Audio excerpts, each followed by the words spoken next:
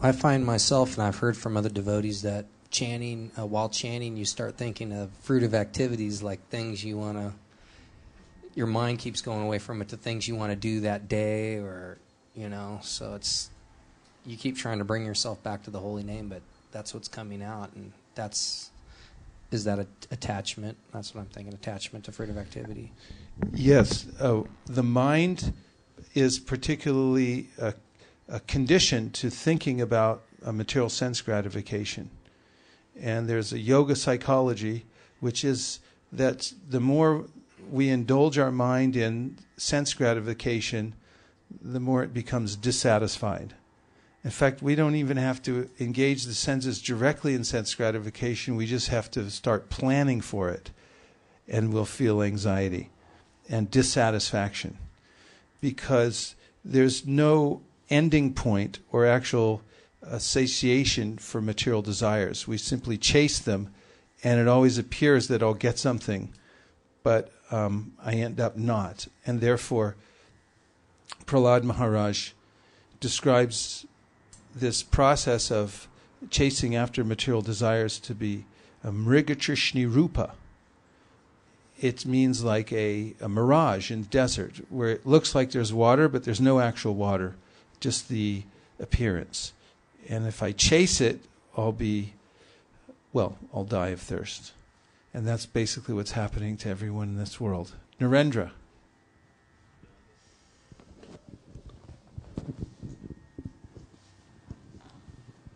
While chanting the holy name, there are different bhavas.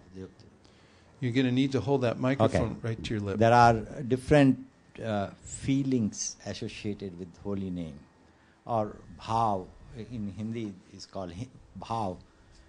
Say some people are after power, so they will say, God, you are the most powerful. So they have there is nothing wrong in it, but they have a different bhav. And there are Rasik saints who make it a very sweet name, and they look for the sweetness in the Lord Krishna. So there are different bhav. Can you give me some idea about that? When Chaitanya Mahaprabhu distributed the holy name of the Lord, Kaviraj Goswami describes how he encircled it with a wreath of prema. And Mahaprabhu's distribution of the name was based on the pure desire to serve the Lord with no expectation of return. Na dhanam, na janam, na sundarim kavitamba jagadisha kamaye mama janmani janmani shware bhavatad bhakti rahaitu ki tuai. That I don't want anything, I simply want to be the eternal servant of the Lord. And this is a certain kind of chanting, which is different from if somebody chants Hare Krishna and is thinking that by doing so they'll become God, or that they'll get some material reward, or they'll heal some sickness or something like that. And my point is that according to the person who is distributing the name and the kind of conception that they have, the followers will also take on a similar conception for the most part. And therefore it's important that one hear the holy names of the Lord from those who have this pure conception of serving the Lord, because the chanter has an influence according to their according to the motive that they have within their heart. And different groups of devotees have various bhavas, or feelings for worshiping the Lord in a certain way. And generally, a person who is advancing in devotional service will gravitate towards the type of group that he or she is naturally and eternally attracted to. But in any case, because we are followers of Sri Chaitanya Mahaprabhu and accept the holy name through the disciplic succession with the conception that we're eternal servants of the Lord, and our intention is to worship Krishna. We're taking this kind of bhava. So these are various anartas. You see the clouds that are temporarily obscuring the light of the holy name, and they're described as asat trishna. Trishna means thirst, and asat means things which are temporary. So there's really no use in having a thirst for things which are temporary, because you'll get them and then you'll lose them. And therefore Krishna says, adyantavanta konteya na teshu ramate buddha. A Buddha, a person who's intelligent, ramate, he doesn't enjoy these kinds of asat items in the world because they have a beginning and an end. Adyantavanta na teshu ramate buddha. And they're also the sources of misery. Yehi samsparshaja bhoga dukkha yonaya evate. As soon as I begin thinking about sense gratification, about obtaining something temporary, immediately there's dissatisfaction and anxiety. However, this is a condition of a conditioning that, like a cloud that hangs over the pure soul and obscures his vision of the holy name and ability to chant the pure name, asat trishna. So it's craving for material objects. Like what? Any material objects that one can crave for? Car. Which? Car. Huh? A car. A car? Yeah, that's definitely a material object. Never love a car because it won't love you back.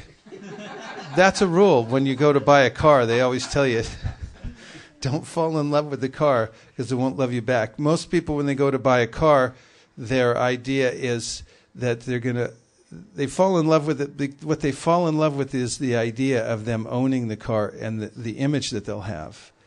That this is what I'll look like, this is what I'll feel like, and so on. But it's really just a piece of metal and glass, and it won't love you back. So what other material objects are there that you could crave for if you really wanted to go for it? Huh? What do you say about a person loving another person? Huh? Can be one person loving the another person. Another not, person. Not God. Not God. Well, that makes a lot more sense, doesn't it? Oh, not God. No, we're talking about material objects. Yeah, that's Yeah, we'll give you I think a scenario. I will put it in the form of material object, because he's not really loving God, but he's loving a human being. But I don't know how will you interpret. Well, a human being or a living entity. At least there's a living entity there, right? Yeah. But we're making a distinction here between asat trishna and things that are sat or eternal. Our relationship with other living beings may also be misplaced, and therefore intense attachment to my family, for instance. Although one is never advised to simply neglect one's family, there's a duty to do, and there's a gradual process by which one, through engaging in Krishna consciousness, becomes detached from the family. In the same way, one has to maintain some perspective about our relationships in this world, since you asked. Hiranyakashipu described to his family members after the death of Hiranyaksha that we all come together at some point in a public place and make friends, and then we go apart. Sometimes on airplanes I notice that people sit down together in certain areas and they strike up conversations and they have some camaraderie. But then when the plane lands, they all get up and go their separate ways. And in a similar way, we might come together in this one lifetime, taking a little flight, and make friends with and connections with others, and then we get up and move our separate ways. And the idea of society, friendship, and love, and these types of things don't endure in this world. You were going to say, Srinivas? You'll definitely need a microphone. What about sandals but belonging to Guru? Well, when a material object has a relationship with a Guru and Krishna, then they take on a spiritual nature. As according to the verse in Bhagavad Gita, Brahmarpanam Brahmahavir Brahmagnau Brahmanohutam Brahmaiva Tena Gantavyam Brahmakarma Samadhina. Krishna says those things which are used exclusively in the service of the Lord become Brahman. They take on a spiritual nature. So those things which are apparently material but are fully and exclusively engaged in the service of the Lord take on a spiritual nature. They become spiritualized or Krishnaized, and therefore they have a special significance for devotees. Yeah, I'm going to move on just a little bit. Just save that. So, craving for material objects. There are a lot of material objects we can think of, and when we do think of them and become attached to them, we become frustrated. Then there's a craving for heavenly sense pleasures in the next life. There's not maybe a lot of people who think about heavenly sense pleasures these days in the next life. Maybe some people do, but there's not even that much awareness that there is a next life. But there is a way in which, in some cultures, people are very much fixated on the next life and attaining a higher material position, for instance, going to a higher material place. And there are gradations within the universe that have much more sense pleasure available, and they're described in the Vedas. Then there's desire for mystic yogic power. There are ways in which yogis who have really given up their fixation on material desires because they know that they're temporary can develop powers that astound them, and then they become attached to them. And this is a kind of material attachment also. It's more subtle, but it's bewildering nonetheless. And it is in the category, according to Haridas Thakur, of Asat Trishna. And then finally, desire for liberation into Brahman is a Asat Trishna, or a temporary kind of thirst.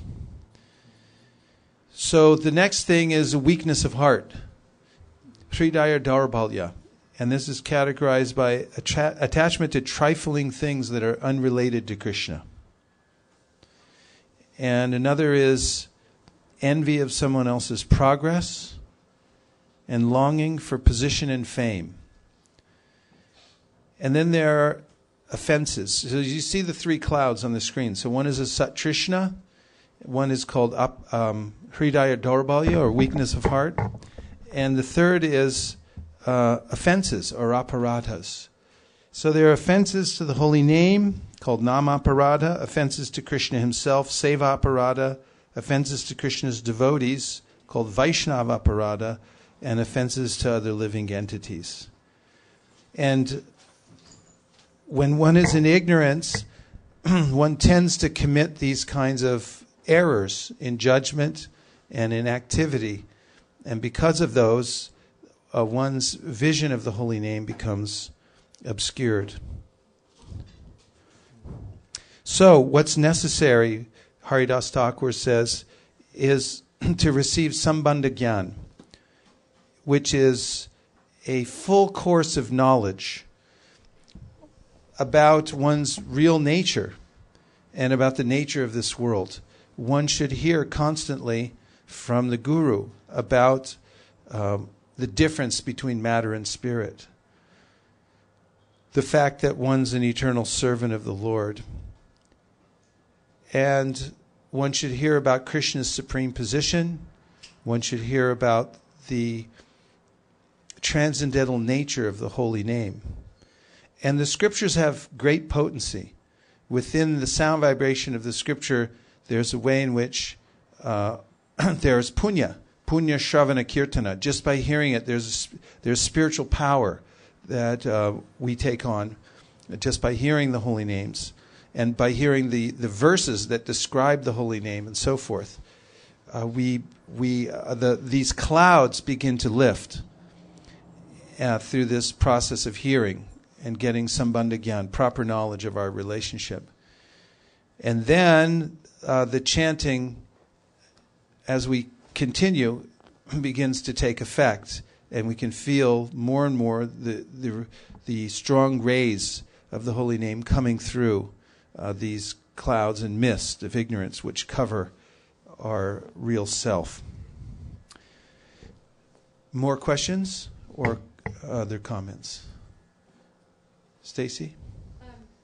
You're asking Hare Krishna. what's material?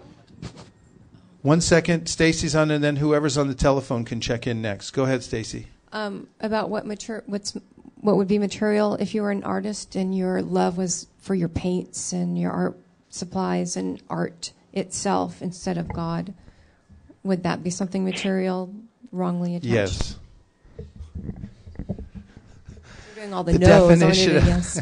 The definition of material is I gave earlier, which says that anything in which you don't see the relationship to God becomes material, becomes dead, because it's disconnected from the source. Ritertam yat pratiyeta na pratiyeta chatmani tadvidyaratmano mayam yatapaso yatatamaha. If you see something as separate from God, from the divine source, then it becomes maya, or that which is not. However, anything can be connected to God because everything is connected to God. Everything comes from Krishna. The entire universe is running by his energy. And therefore, Krishna gives us all kinds of clues in the Bhagavad Gita how we can see him constantly by saying that he's the original seed of existence, or he's the ability in man, or the taste in water. And it means his energies are working, his multifarious energies are working everywhere. Just right now, you're all sitting here and your kidneys are filtering 150 gallons of blood every day, and you don't even know it. There's a whole filtering system going on. And digestion is happening, the respiratory system. These are all happening by the energies of God. So when I'm unaware of how things are going on and how things are connected, then I'm in Maya, and I'm seeing things in a wrong way. So when you appreciate what you have and you see it as, the paints came from plants and colors and it's all from Krishna and you're thankful for it. That works. Then you're not attached and you can be in joy while you It work. all comes from Krishna, yeah. And if Okay, you're yes. painting to glorify Krishna, then this is the perfection of painting. I can see why those are so beautiful now. And if you This paint, consciousness. you can be an expert painter, but you can paint something that's unrelated to Krishna, and then it becomes disconnected. Who's on the telephone and has a point? Hare Krishna. This is Sam in Toronto. Sam, Hare Hare Krishna. Hare Krishna. Good to hear your voice. Long-time listener, first-time caller. Good to hear your Thank voice, Maharaj. Hare Krishna. Question following up to, I think, a question from Bhakta Zoe earlier, regards to when you're chanting and the mind decides to bring something up, some attachment to material activity into one's consciousness. At this point, when that happens, is the best, is it advisable to engage with it in any way and kind of, offer that up to Krishna in some way or another, or is it better to just try to bring one's attention back to the holy name? It's better to bring your and more or attention. less play ignorance. Better to bring your attention back to the holy name, because all that's required when chanting is to focus. And the main point of focus is hearing the name. And Krishna advises in the Bhagavad Gita that wherever the mind wanders, you should bring it back under the control of the self. And repeatedly doing this is the right kind of meditation, especially one's taking the name. Come back to the sound vibration of the name. And it's not that the mind can't engage and become fully absorbed in hearing the name. It can. It just takes practice. Because the normal pattern for the mind is to run wild and go wherever it wants. But through right practice and by detachment, the mind gradually becomes one's friend and actually becomes intrigued with the sound of the holy name. The sound itself is fully transcendental, so that's what you need to focus on and hear the sound of the name. And there's a way in which that sound becomes indistinguishable from any other sound that you've ever heard. Prabhupada mentions this in the Chaitanya Charitamrita. This is an indication that you're hearing properly. As you're hearing the name, you'll feel attracted to it. You'll feel that it's very interesting and that it's mysterious and that it doesn't sound like any other name you've heard. You may not see the full form in the name of Krishna or experience or see his Leela in the name. You will later as you continue. But in the beginning, it may become very fascinating. Fascinating means to fasten yourself to something. So fasten yourself to the holy name and let the other kinds of thoughts, which generally are reactions to other kinds of sense gratification that we've performed in previous hours, weeks, days, or lifetimes, are coming back as a reaction to that. And that's what happens in yoga psychology. The more one engages in sense gratification, the more the mind becomes accustomed to it. And the more we become accustomed to sense gratification, the less progressive we are on the yogic path, and the more dissatisfied we feel. It's a perfect solution because if we know how to become fixed on the holy name and we practice that, then we'll actually get something from it. And once we get something from it, there's no problem in focusing the mind. It's just when we haven't got a taste for it yet. There are 16 names, 32 syllables, right? It's a very interesting pattern. Actually, it's described, Jayanama Deha Muni Vrindagehe Janaranjanaya Paramakshara Krite Tomanad Arad Apimana Gudiritam Nikilogra Tapa Patalim Valumpasi. This is Rupa Goswami describing the holy name. He says, Jayanama Deha Muni Vrindagehe. All the munis are relishing this chanting. There's something in it. There are these very detached, high-minded, exalted people they dedicate their lives to it. Janaranjanaya Paramakshara. It becomes a festival for the people. And then, you can have a whole festival based on the holy name. There's been a 24-hour kirtan going on in Vrindavan for nearly 30 years, maybe more, non-stop. They've never stopped chanting Hare Krishna for 30 years. And you can tune into that. If you buy yourself an internet radio, you can tune into 24-hour kirtan fm.com and listen to 24-hour kirtan coming from Vrindavan. And you'll never get bored because there's 16 names, 32 syllables. Paramaksharakite. It's the supreme combination of syllables. There's a lot of syllables to hear in this world, but this is the supreme combination of syllables. So you can become attached to it. There's different ways in which different speeds and various patterns, rhythms that one can chant these 32 syllables.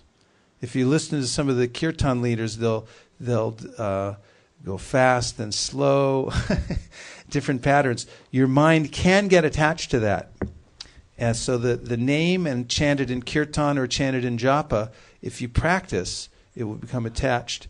And then the other kinds of desires will seem superfluous as we become accustomed to not chasing them and not entertaining them. Jayato vishayam pumsam sangas teshu pajayate. The reason I become enamored of a desire when it comes by me is because I think there's something in it for me. So the technique for meditation means that I must focus all my intention and therefore attention on the holy name. By cultivating Sambandha Gyan, I realize everything's in the holy name. I don't have to go anywhere else. They say one-stop shopping, right? This is the idea that if other things come up and I'm chanting the holy name, I should have the internal fortitude to say that I don't need to go to that because it's already contained within the holy name. And Krishna, all incarnations are there within Krishna also. He's the source of everything, and he can change everything also. He can change whatever situation I'm worried about. In other words, worry comes up in the mind. Generally, that's for the future. It's a kind of negative visualization. Sometimes people do positive visualization in order to have a better outcome when they're skating in the Olympics. But then worry is a kind of negative visualization. Oh no, what's going to happen? But if we take shelter of the holy name and realize through cultivating Sambandha Gyan that Krishna is real, his name is non-different from himself, and he's all-powerful. He can change whatever situation if I just take shelter of the holy name. Especially during times when I'm fully dedicating my time to chanting, I should turn off everything, including the thoughts. The thoughts won't turn off, but I should turn my attention away from them by fixing my intention before I chant. This means you have giving yourself full permission to not think of anything else at the time. If you do that, the thoughts won't have as much effect. It's just like if you really don't want to be bothered during the day, you really want to take 3 hours to sit down and write your memoir or something like that. You have to go to great lengths to protect yourself, don't you? From your wife, husband, children, boss, internet, phone. You got to put the phone down at the bottom of the ocean, and you have to, put a sign on your door that says, definitely don't disturb. I know that one of the big politicians, Winston Churchill, even during the war, when he was, managing the war, he used to have his nap every day, and he'd put a sign up that said that I'm taking my nap. I don't want to be bothered for any reason whatsoever. So you have to do that before you chant. Gather your intention that this is the time to focus on only the holy name and nothing else.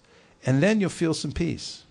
There was another question? Yes, Trishab had a question, then Rajesh. Hare Krishna, Prabhu. Prabhu, I want to ask this question that Krishna's name is complete. So then why does the mantra also contain Ram? Well, this is part of the completeness. There's variety also within this, in the spiritual world. And so Hare Krishna and Rama are the various, describe various aspects of the Lord. Parasya Shaktir Vivadai Vishriyate Swabhaviki Jnana Bala Kriya Cha.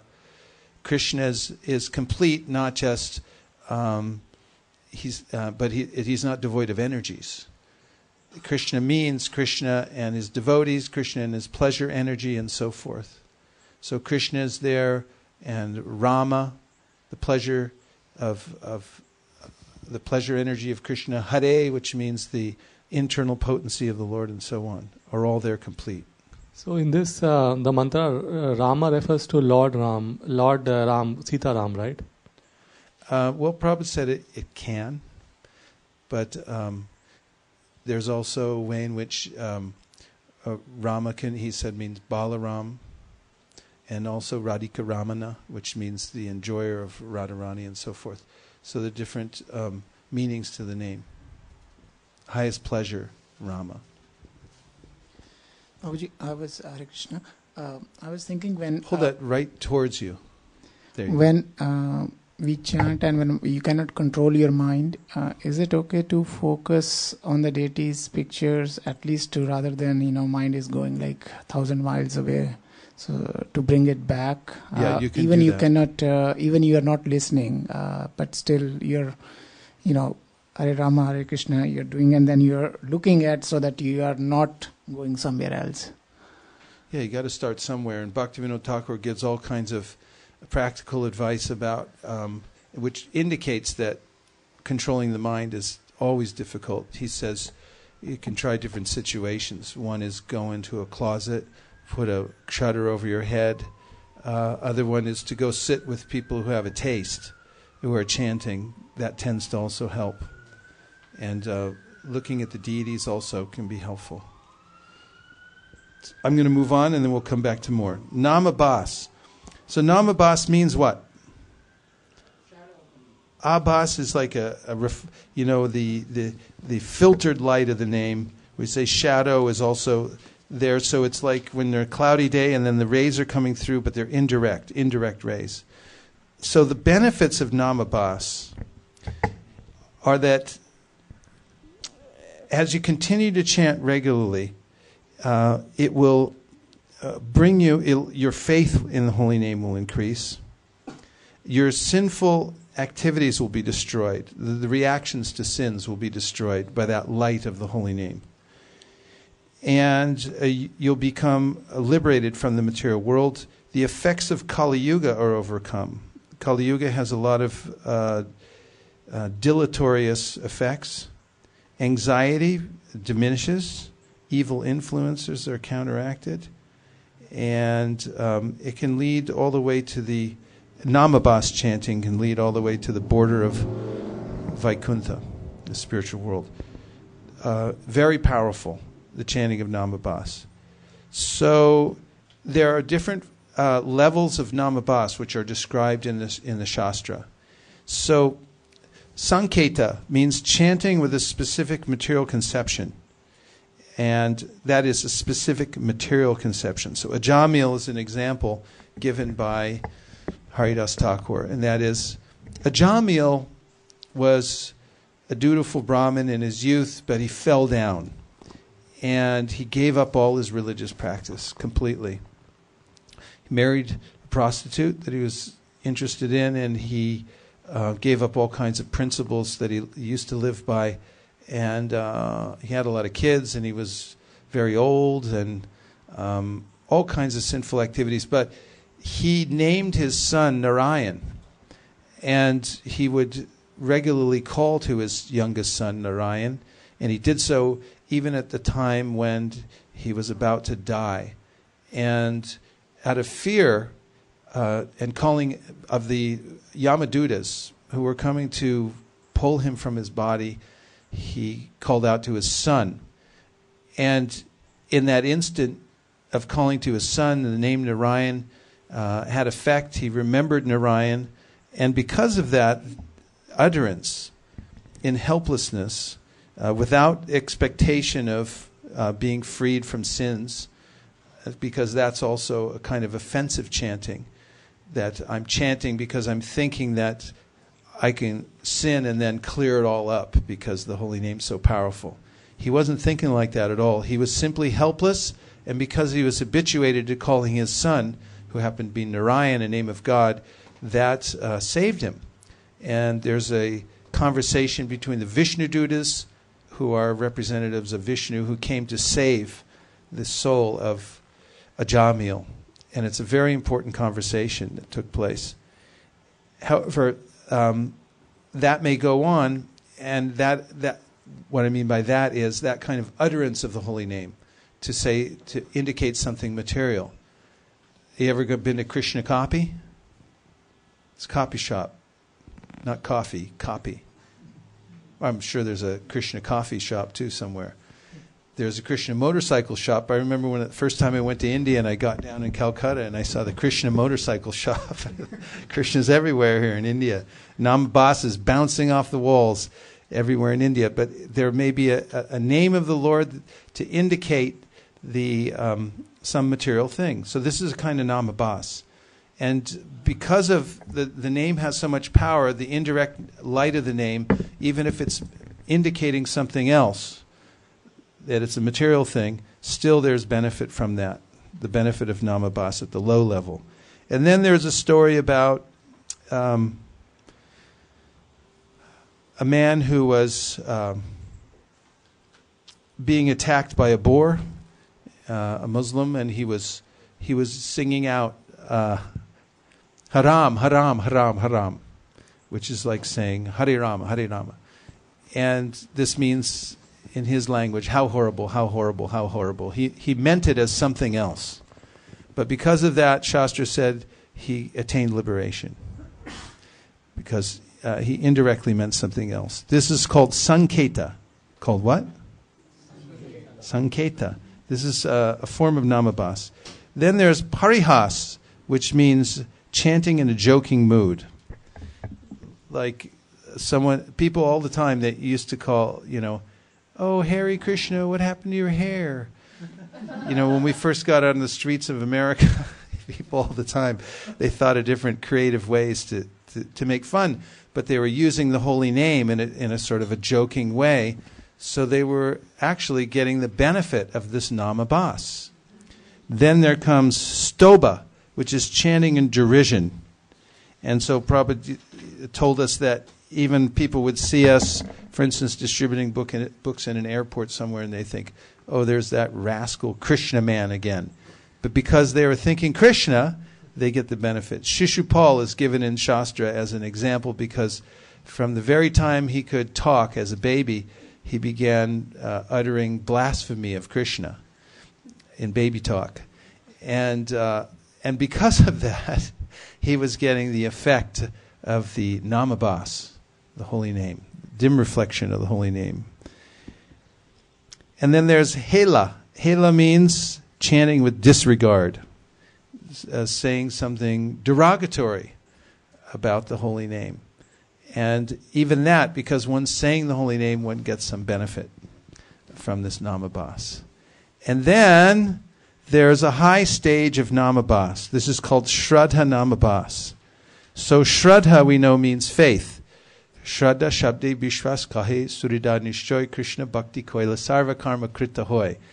That faith means that I understand that Krishna is the ultimate goal of life, and simply by serving him, everything else is done perfectly. And now in Shraddha namabhasa, one has no taste for the holy name, but has faith that the holy name and Krishna are non-different.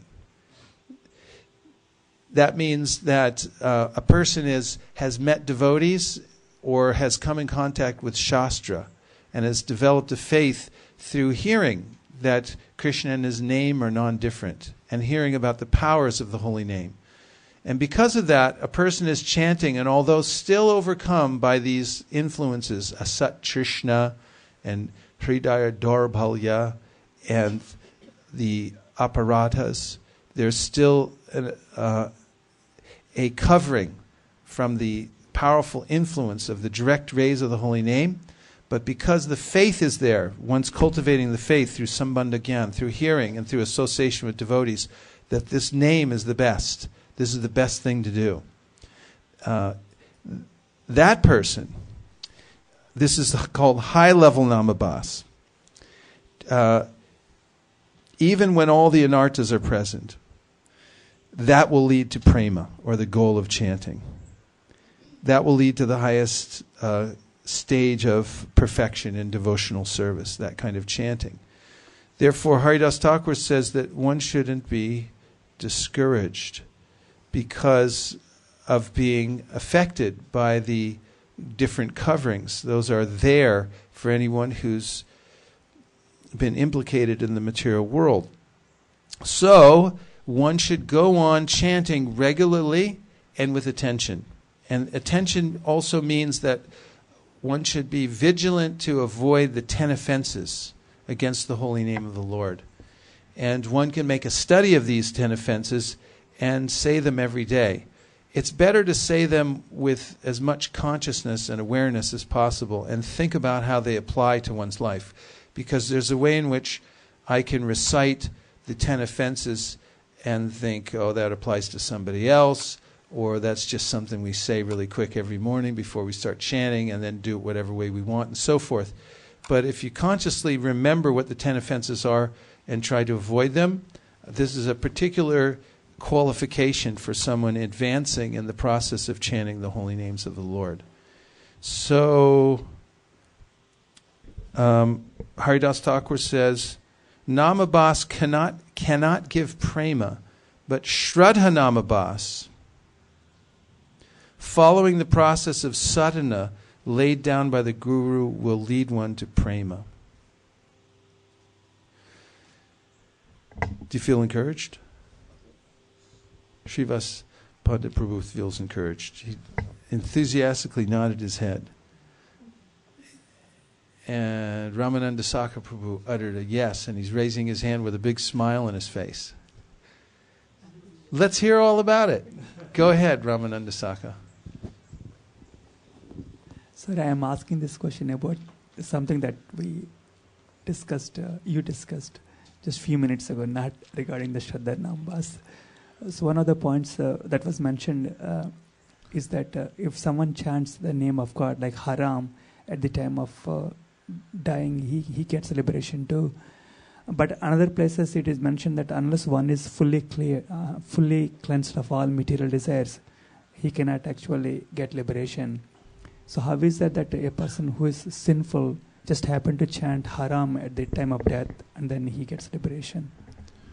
Well, because the holy name has such potency, and he's chanting without any expectation. He's simply saying it incidentally, and therefore he gets this credit from the chanting. He gets an opportunity to continue his devotional service in the next life by that chanting.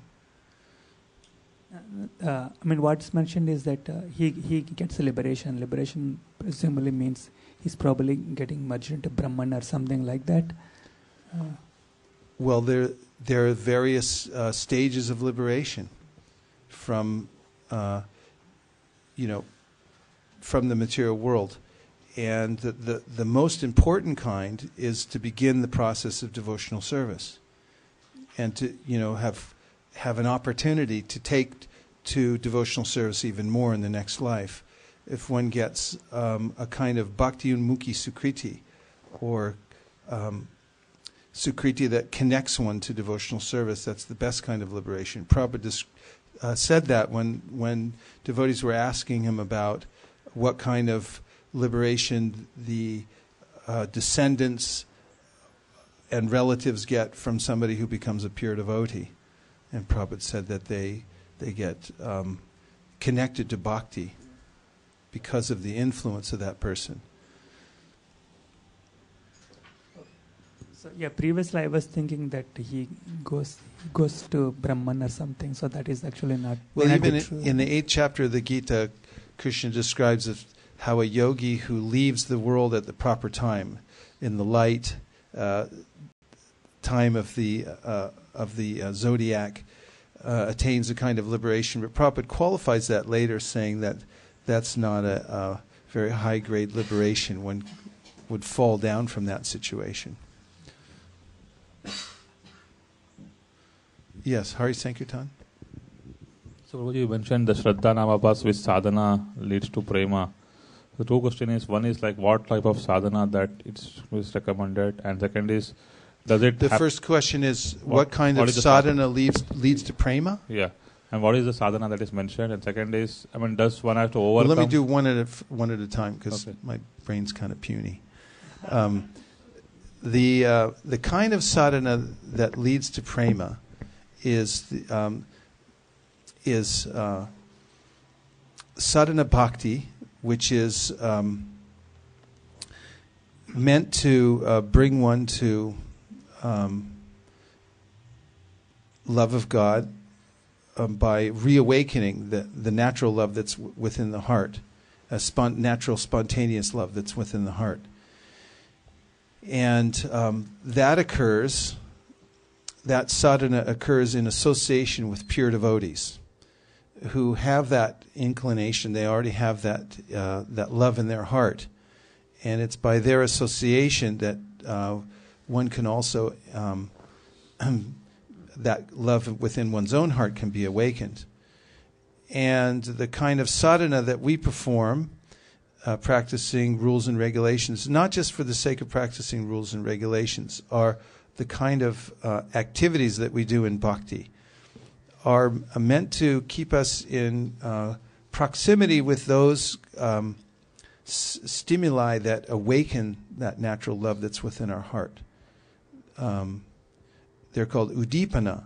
Udipana means those objects, those things that are spiritual that remind us of Krishna, and they stimulate our natural love. Some of the items mentioned in Nectar of Devotion, one might see a buffalo horn, and they remember Krishna. And going to the Holy Dham certainly is one of the recommended processes of devotional service. And when we go to the Holy Dham, there's ways in which we see Govardhan Hill or we see the Jamuna, and there's a natural stimulation of that kind of bhakti in our heart. But especially Chaitanya Mahaprabhu says association with pure devotees of the Lord and hearing in their association. This is our main kind of sadhana, because that sound vibration is infused with what the Bhagavatam says, or more specifically, Prithu Maharaj in the Bhagavatam says, with saffron mercy particles. So when a person who has love for Krishna within their heart speaks about Krishna, then the sound vibration dislodges the saffron particles that are present on the lotus feet of the Lord, and his or her sound vibration then becomes mixed with those saffron mercy particles. So when you hear them, they enter your heart, and they have an effect of awakening that pure love that's there within your heart. Bhavadvita bhagavatas tirta bhuta swayam vibho tirta kurvanti tirtani swantak stena gadabrita. Yudhishthira said to Vidura that you are such a saint that you carry the holy places personified within your heart.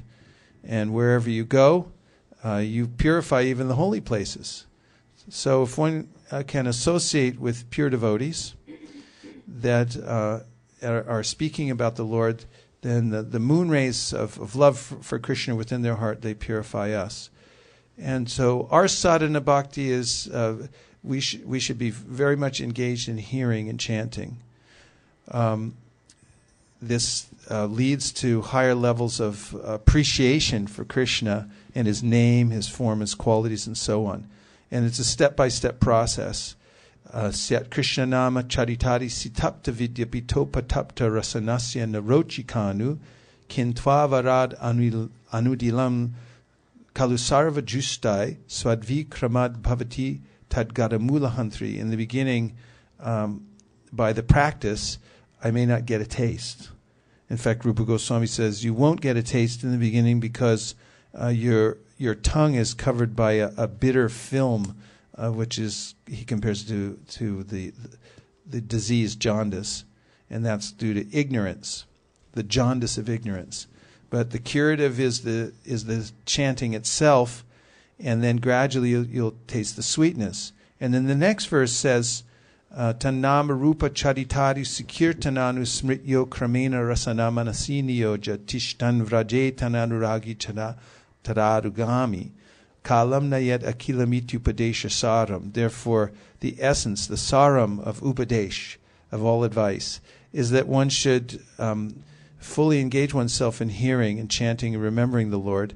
And by that process, gradually, kramena, step by step, one will come to relish it, and then one will come to relish in a very specific way. Then one will become situated in Vrindavan and follow in the footsteps of a particular devotee in Vrindavan who's engaged in a particular kind of devotional service. In other words, our devotional relationship will be awakened by our association with pure devotees and hearing in their association, and then the progress will happen step by step.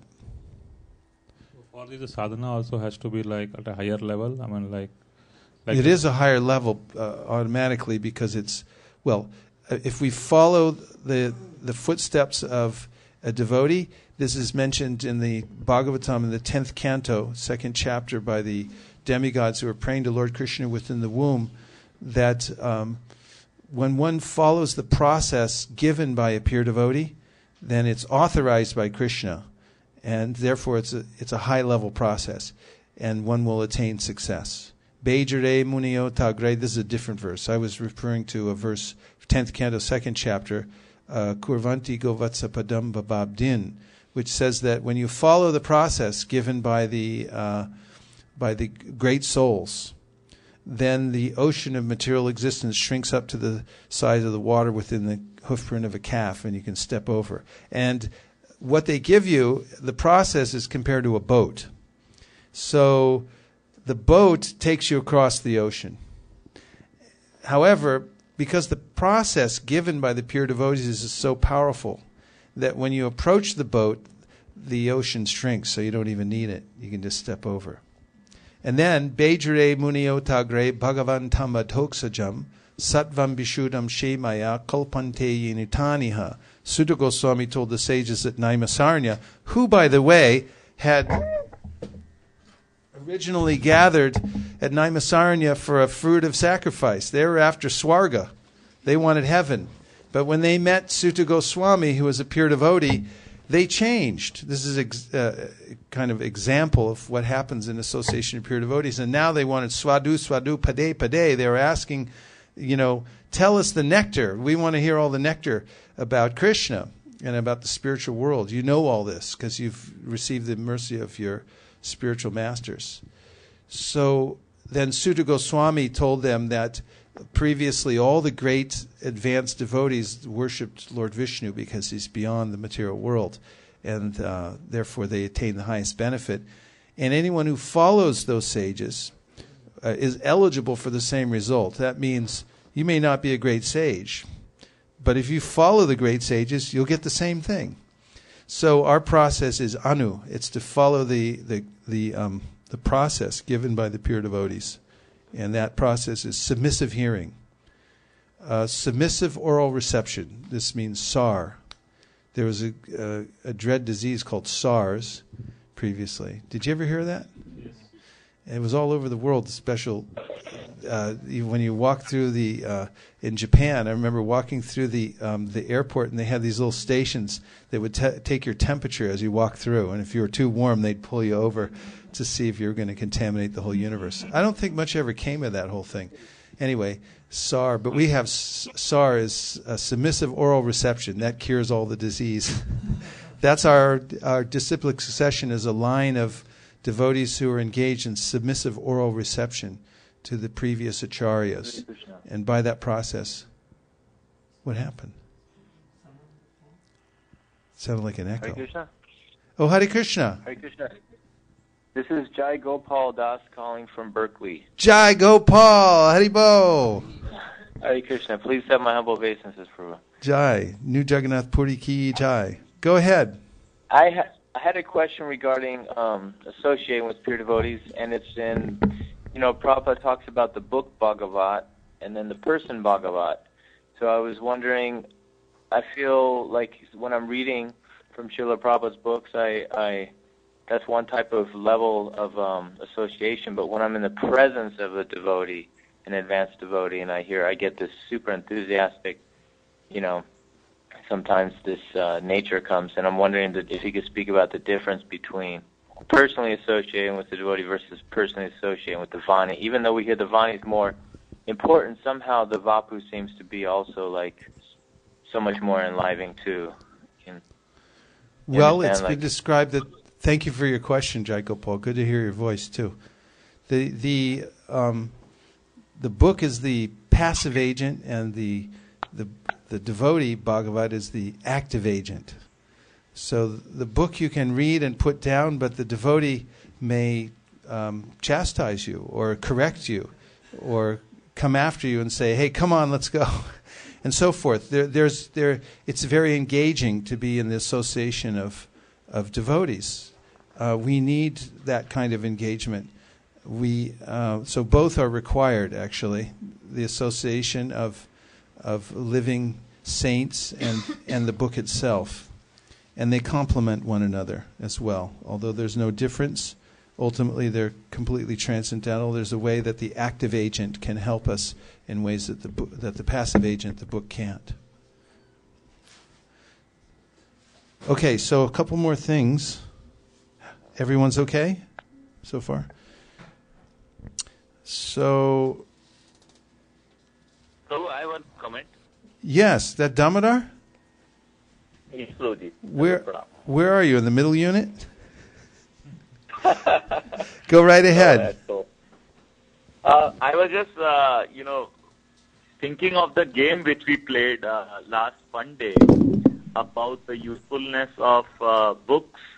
When we played the game Whisper, and just for Vaisesika Prabhu, what we did was there were around 10 to 15 devotees in one group, and then there was part of Srila Prabhupada's purport given to one person, and the one person gave it to second person, third person, fourth person, fifth person, all the way till the back. And then the back person has to give what the first person said. And I was just meditating on this simple game, and then at the end what we got was sometimes very different than what the intention earlier were. And I was thanking to Vyasadeva, who knew that our mind will become, intelligence will become so weak. And that's where, books have such a special place, and, they are to be considered as Shastra deities. So that's just a comment I wanted to pass on. Yeah, that's very true. And it's, I wouldn't live in any place where I didn't have a full set of Prabhupada's books and a library. I would feel bereft.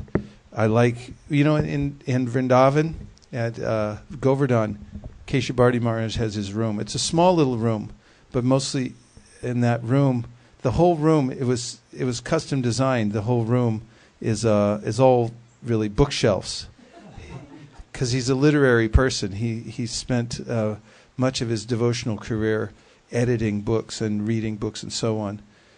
And his room reflects that. I mean, he has all the Vaishnava literatures. People walk in the room and, wow.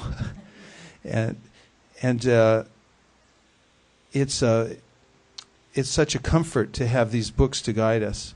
And at the same time, there's a way in which even reading Prabhupada's books, for instance, people may find things that seem contradictory. They may hear one thing in one place and another thing in another place, and want to justify that. And how does one do that? I mean, if you go to someone who has some realization of it, or maybe has heard, has asked the same question to Prabhupada, and therefore can answer the question, how much relief would you feel?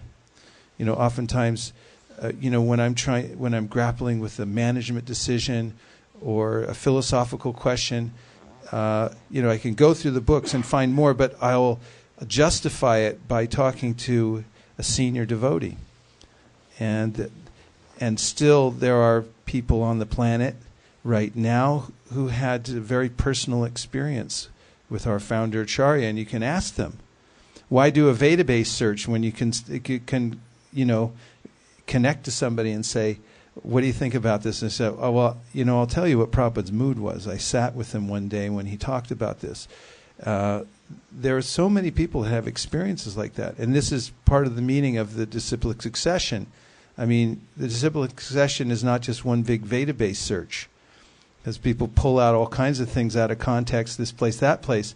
But there's a human element. There's an element from a teacher where when you sit down next to a teacher who has life experience and has learned from a personal contact, not just with Prabhupada, but with many other people and circumstances, you get the benefit of all that knowledge that's been assimilated, digested, and then passed to you in a form that is extremely relishable. is described in the beginning of the Srimad Bhagavatam how Shukadeva Goswami was giving this. His explanation of the Bhagavatam was like when the parrot touches with his beak the mango, and it becomes sweeter. So similarly, the Srimad Bhagavatam explained personally by Shukadeva Goswami was extremely relishable.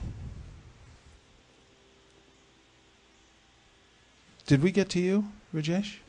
We did, okay. All right, so overcoming weakness of heart. Really, spiritual life, just like any other process, is a series of steps. And what is between every step? Obstacles. That's what life is. There are a lot of problems, and then there's crises. There are crises at intervals. You'll get problems and crises. That's what you're going to get. And so in between every step, from one stage of advancement to the next, you're going to face obstacles and crises. And your process of advancement means overcoming them and moving to the next level. If you don't overcome them, then you'll stay at a certain level. You won't advance. You don't advance necessarily just by chanting. You can go on chanting and chanting for a long time, bahujanma, many lifetimes. But if you don't avoid offenses, for instance, you won't get the effect. You'll block it. The apparatus will block your advancement in devotional service. So you have to overcome the obstacles, and it's important to pinpoint what your particular obstacles are. And if you do that and then specifically address those, then you'll make advancement very rapidly in devotional service.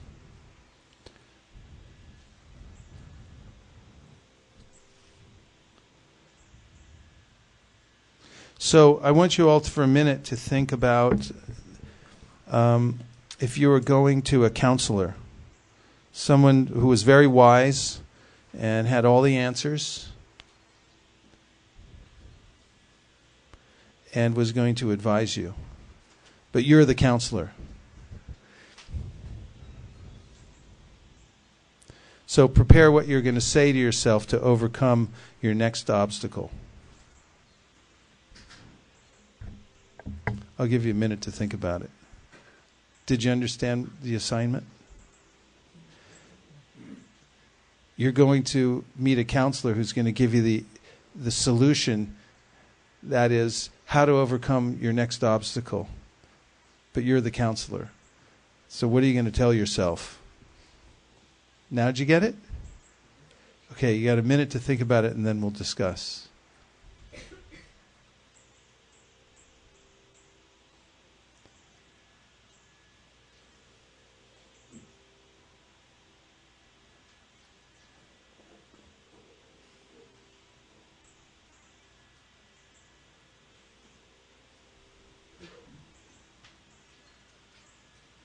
$30 seconds.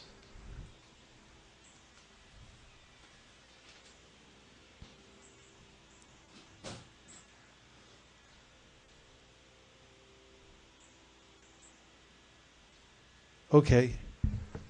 What are the obstacles and what are you going to do to overcome them? Tree shop. So, if there's an obstacle and if you want to move to the next step, then what I would counsel is first thing will be to make it very clear in the consciousness that I do want to go there. To have that clear conception that I do want to go there. Once that is there, then ask either a person Bhagavata or a book Bhagavata to get knowledge on how to get there. And once that is also clear, then take the actions to follow that path. That's nice. Sandeep liked it. He was shaking his head, smiling. Very nice. Okay, one more. Any obstacle and what you're going to tell yourself? Whenever the obstacle is there, I just say satsang. That's it. Satsang? Yes. That's it. That's nice. All the time. Go get I association. That's it. So take association. One thing Trishab said was clearly understand what it is. That clearly decide that you're gonna make progress no matter what. And the other, your solution, Narendra, is to get good association, get satsang. And right behind you, Sudeep, I'm sorry. Hare Krishna, Prabhuji. Hare Krishna. It actually follows along the lines of what Trishab Prabhu said and what Prabhuji also said. The very first step, just being in an analytical position, is trying to think about what that obstacle is and why it is. It is probably due to my trying to fix some other obstacle that this obstacle may have come up. So the first step would be to understand the obstacle, and the second step, as Prabhuji was mentioning, consult people wiser than I am who have more experience, and discuss it and open your heart with those who you trust, and listen to what they have to say, and then meditate upon it, and then just as Trishab Prabhu was mentioning, take action. But at the very minimum, this is something that even I'm trying to learn, is it's not in my hands. The only thing in my hands is to take action. But everything else is up to Krishna. Hare Krishna. Beautiful. Thank you. Yep. What I was thinking is, if I have an issue, I'm going to, simply say, Krishna, whatever is happening, it is happening. I'm going to do my best, and I'm going to leave it all up to you to do whatever it takes. Nice. There's a prayer that I like very much. It's the first prayer I learned from the Sri Upanishad, and I still say it every night before I go to bed. O my Lord, as powerful as fire, omnipotent one, now I offer you all obeisances, fall on the ground to your feet. Please lead me on the right path to reach you, and since you know all I've done in the past, please free me from the reactions to my past sins, so there will be no hindrance to my progress. And I like your prayer. It's just however you want to engage me, whatever you think is best, I'll go along with it. You do what you think is necessary. So the homework and the important thing is to be conscious of it. There are obstacles, and when I take responsibility for overcoming the obstacle, then I'll move very quickly on the path of devotional service. The other alternative is to become a victim, and victimhood is kind of a way of becoming self-centered, because victims get to talk about themselves all the time, because after all, they're the victims. So the conversation's all about them, and if you resist becoming a victim, someone was telling me the other day that they did a project to help homeless people, and they went out and met a lot of homeless people, and they were giving them things, and there was, he said he came to a realization that practically every one of them was holding on to their victimhood, and therefore they weren't moving ahead. They were having a difficult problem with that. But that could be applied broadly, actually, not just homeless people. It's just what one person was telling me about his experience. But the fact is that if we take responsibility for our own situation and decide that we will move ahead, and we identify what the obstacles are, and then take practical steps to overcome the obstacles, specific obstacles, then we'll rapidly make progress, overcome weakness of heart. So the whole process of devotional service begins with a Gyata Sukriti. Somehow or other we get good fortune by coming in contact with a devotee and performing some devotional service, even unknowingly. And from that grows a desire to engage in devotional service, and we get guru, a teacher, Vartmana Pradakshaka Guru, who shows us the path, and we get Shiksha Guru, who begins to instruct us about devotional service, and then when we enter into Bhajana Kriya, we accept a Diksha Guru, who gives us the mantras, which cure us of the disease. And it's very important to hear from our Shiksha Gurus, the Sambandha Gyan, constantly as we're chanting the holy name of the Lord, because that gives us proper perspective and the impetus to go on chanting and to reach for the highest goal. And if we're chanting with those kinds of fortifications and in that state of mind, this is called Shraddha Namabhasa. And that Shraddha Namabhasa leads to Shuddha Nam, which means the pure Nam, pure name of God. And that leads to Krishna Prema, which is the ultimate goal. It's altogether possible. And Lord Chaitanya Mahaprabhu is distributing this, and that's why so many great sages and devotees were astounded that he was giving this process out so freely. It's available to everyone. Simply have to follow the process and take the holy name. This is our main means of practice, sadhana, and salvation is the holy name. And the little jiva who takes the holy name, overcomes the obstacles, then goes back to Krishna. That's going back to Goloka Vrindavan, by the way. Give him a hand. Come on, you just went back to Godhead. And I'd like to, speaking of Shraddha Namabhasa, I'd like to thank Shraddha, who ingeniously put this whole presentation together a couple of years ago through her PowerPoint skills. All I have to do is push a button and it shows the whole thing. Shraddha Devi Dasi. So we thank everyone very much for attending the seminar tonight. And now we're going to have a kirtan. There's a couple minutes to go before the artik starts exactly at 8 o'clock. So I'll take your question just afterwards. Any other questions we'll take afterwards. So we'll put all the asanas away. We'll stand up, put all this equipment away, and then we'll begin the kirtan in about 2.5 minutes. Thank you very much. Hare Krishna. Gaura Bhakta Vrinda ki jai.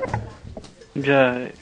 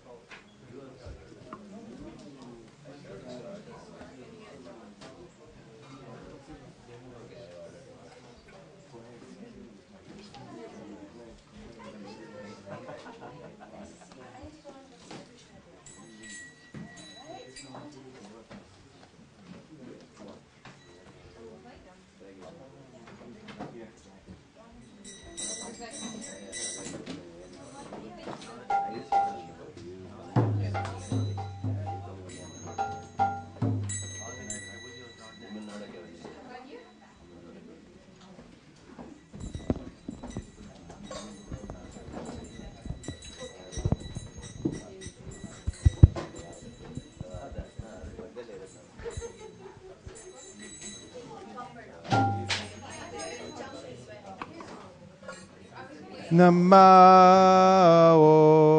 Om Vishnu Padaya Krishna Preshtaya Bhutale Srimate Bhakti Vedanta Swami Iti Namine.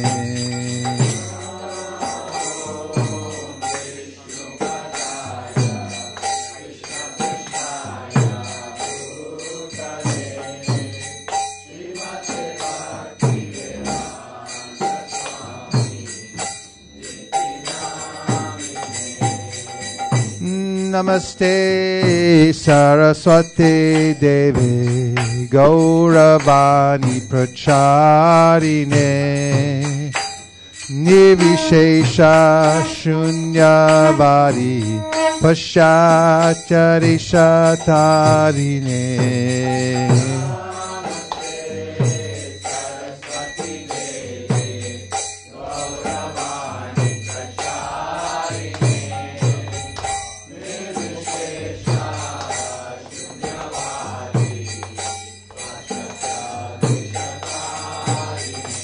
Jayo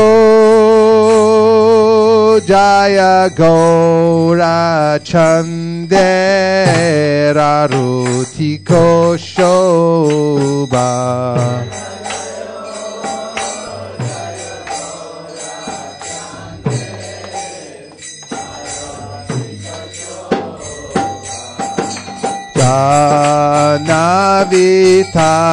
Janavitatavane Jagamanaluba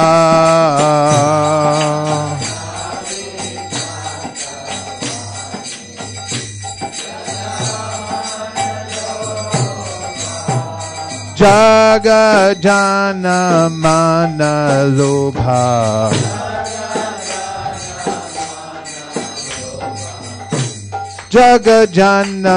Jagajanamanaluba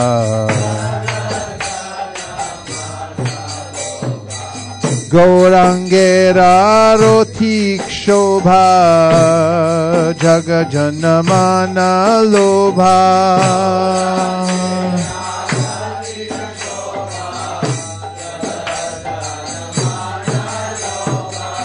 Gaurangera rotiko shobha Jagajanamana lobha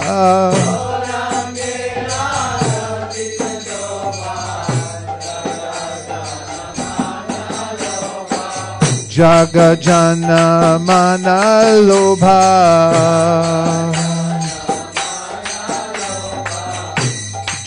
Jagajanamana lobha Hari bol, Hari bol, Hari bol, Sai Gaur Hari bol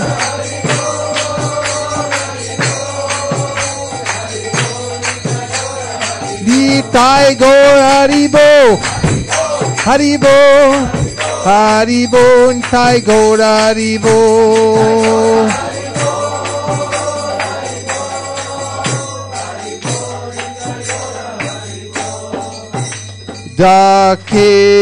Dake Nitai Chan, Bamega Dadhara.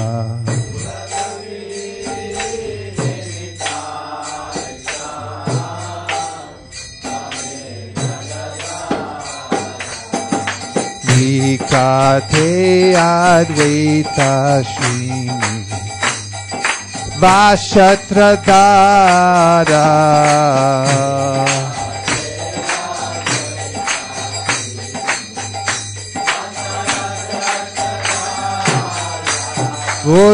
Vose Ache Gaurachan Ratna Singhasane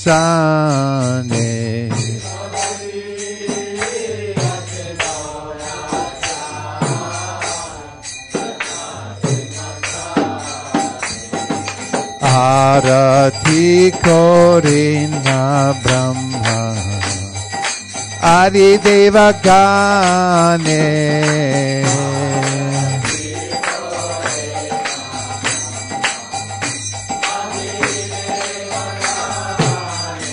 Nara Hari Hari Kori Chamara Thulaya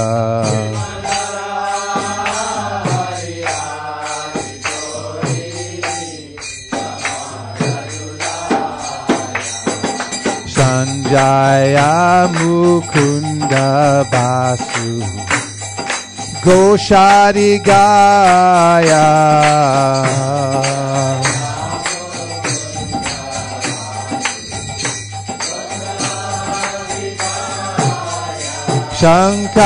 Shanka Baje Kanta Baje Baje Karatala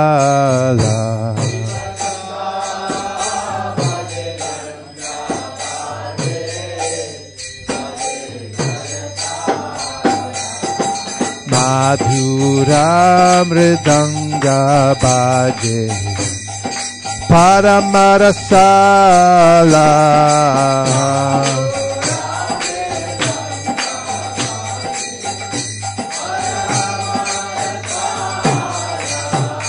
Madhur, madhur, madhur bhaje.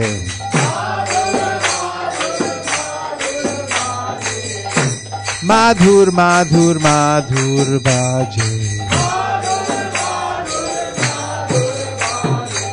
Shankha baje, kanta baje. Madhur, madhur, madhur bhaje.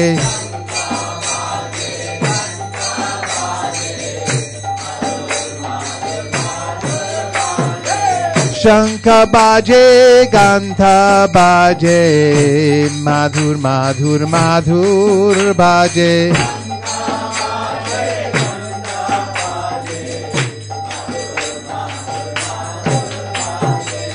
Madhur, madhur, madhur baje.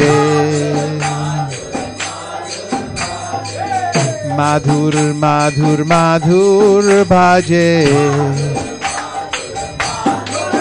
Hari bol, Hari bol, Hari bol, Sai Gaur Hari bol.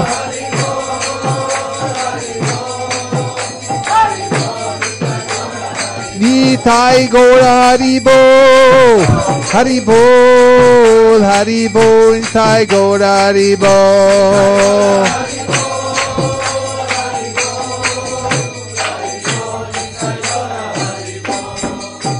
Bahu koti chandra jini vadana ujvala.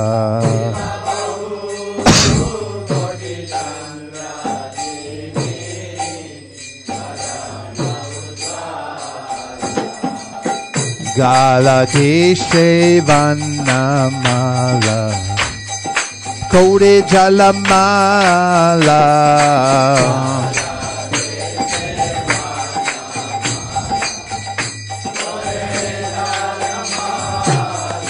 Shiva Shukanarada Premi Gada Gada.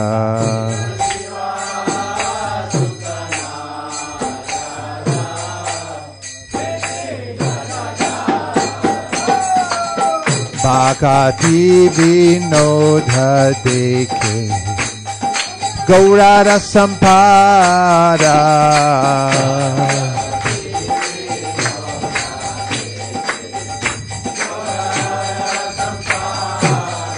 Jai Shri Krishna Chaitanya Prabhu Nityananda Shri Advaita Gadadhar Shivasari Gaur Bhakta Vrinda.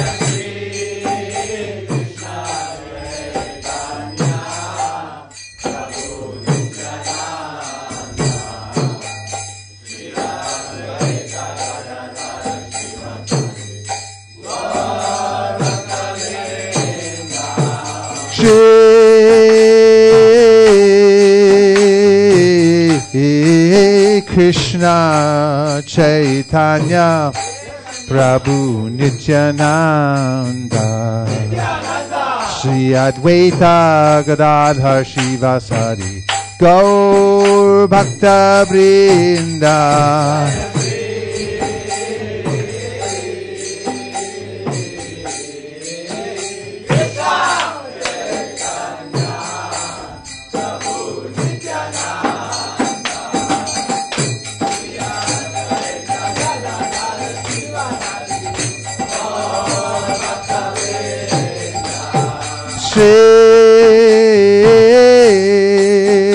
Shri Krishna Chaitanya Prabhu Nityananda Shri Advaita Gadadhar Shivasari Gaur Bhakta Vrinda.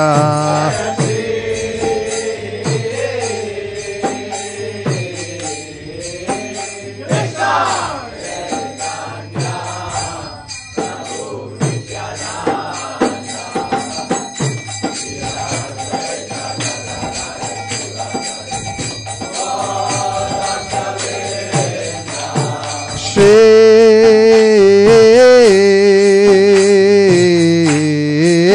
Krishna Chaitanya Prabhu Nityananda Shri Advaita Gadadhar Shivasari Gaur Bhakta Vrinda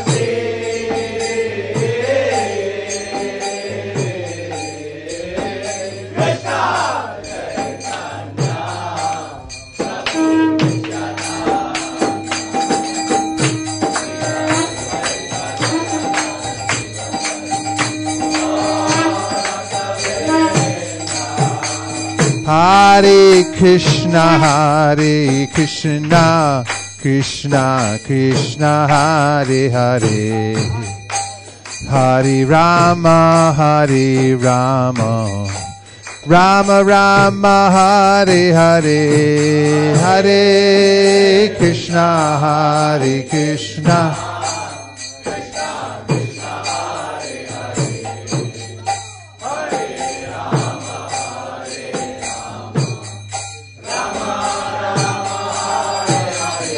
Oh, Hare Krishna,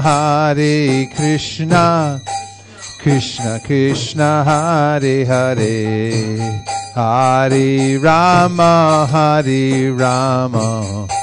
Rama Rama, Hare Hare, Krishna, Hare Krishna.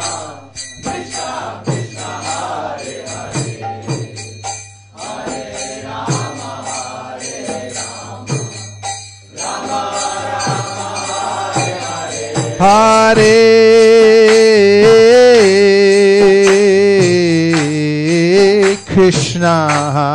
Krishna, Krishna Krishna, Hare Hare, Hare Rama, Rama Rama, Hare Hare, Hare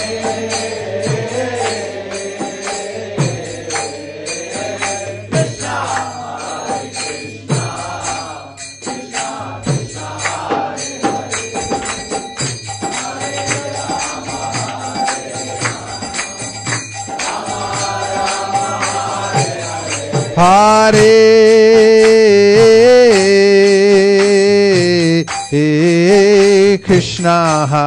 Krishna, Krishna Krishna, Hare Hare, Hare Rama,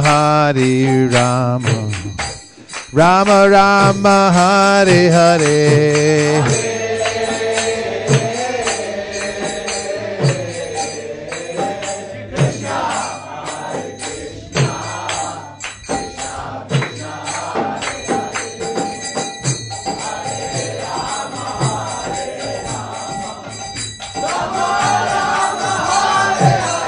Hare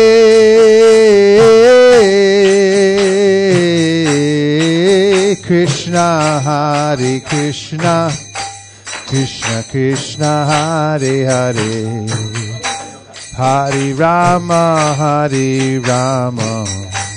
Rama Rama, Hare Hare.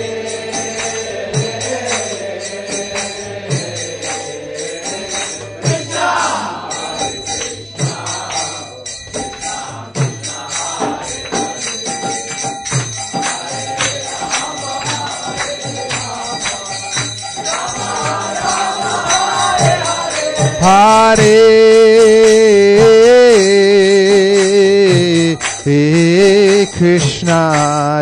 Krishna, Krishna Krishna, Hare Hare, Hare Rama, Rama Rama, Hare Hare.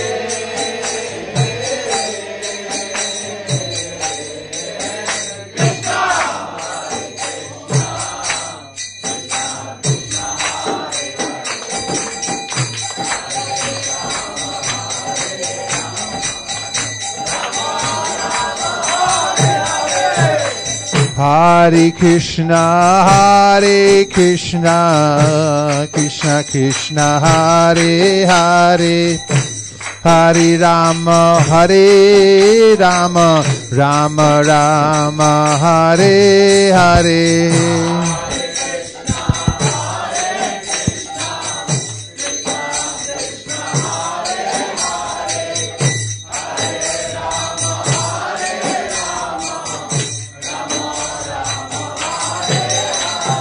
Hare Krishna, Krishna Krishna, Hare Hare, Hare Rama, Rama Rama, Hare Hare.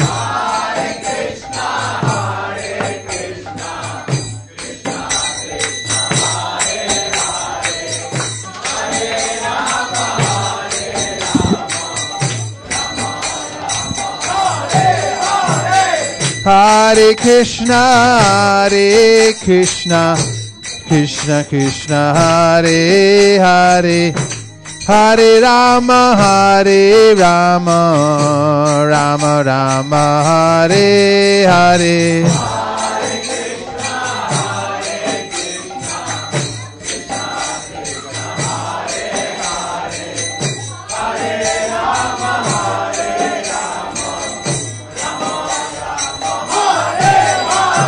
Hare Krishna, Krishna Krishna, Hare Hare, Hare Rama, Rama Rama, Hare Hare.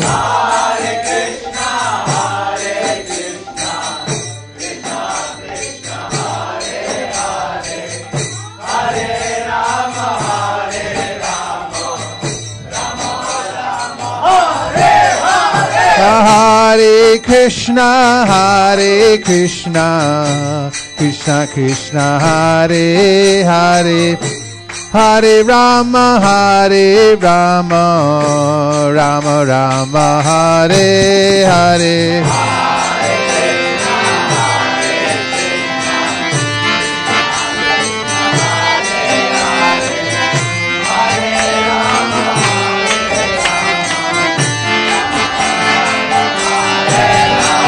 Hare Krishna, Krishna Krishna, Hare Hare, Hare Rama,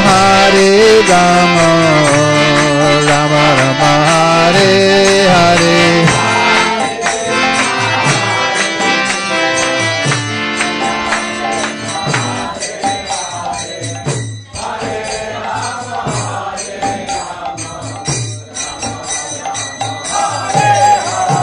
Hare Krishna, Krishna Krishna, Hare Hare, Hare Rama,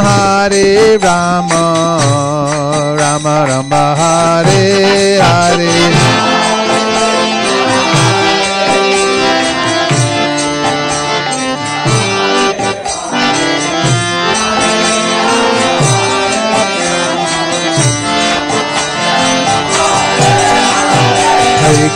Hare Krishna, Krishna Krishna, Hare Hare, Hare Ram, Ram Ram, Hare Hare.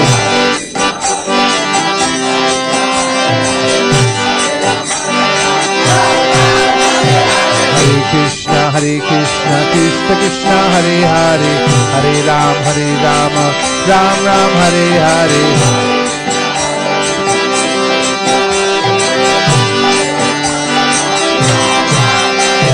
Hare Krishna, Krishna Krishna, Hare Hare, Hare Ram, Ram Ram, Hare Hare.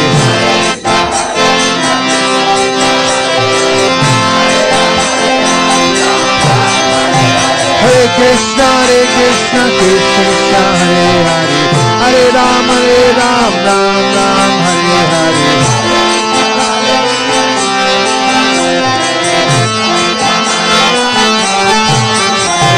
Hare Krishna,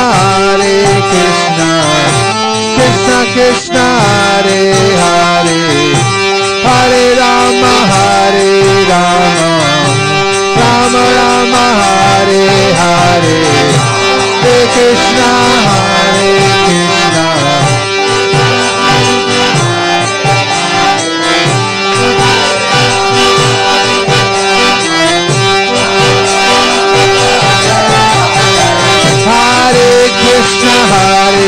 Krishna, Krishna Krishna, Hare Hare, Hare Rama, Rama Rama, Hare Hare.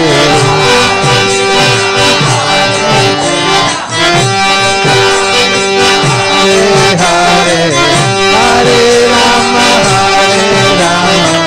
Rama Rama Hare Hare, Krishna Hare Krishna, Krishna Krishna Hare Hare, Hare Rama Rama Rama Hare Hare. Go.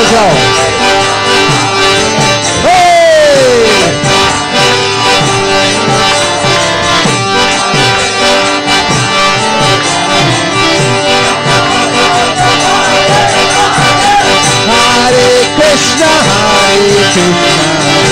Krishna Krishna Hare Hare, Hare Rama Rama Rama Hare Hare.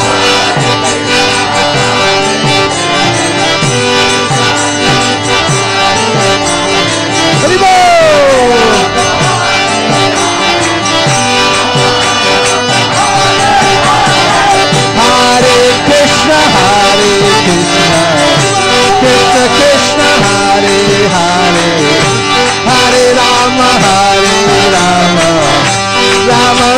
Rama Hare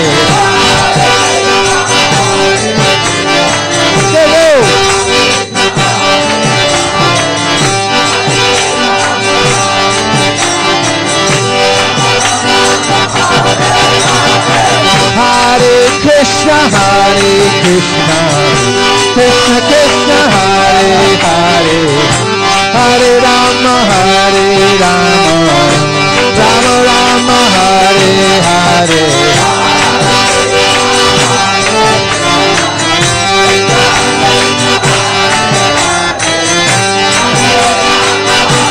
Krishna Krishna Hare Hare, Hare Ram,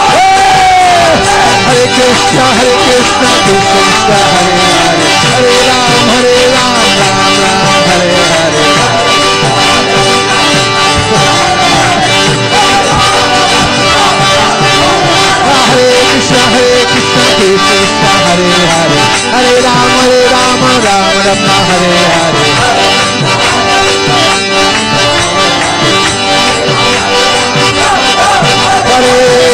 Krishna, Krishna Krishna Hare Hare, Hare Ram, Ram Ram Hare Hare.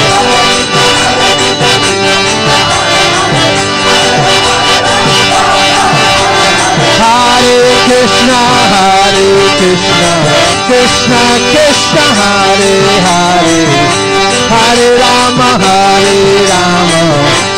Rama Hare Hare.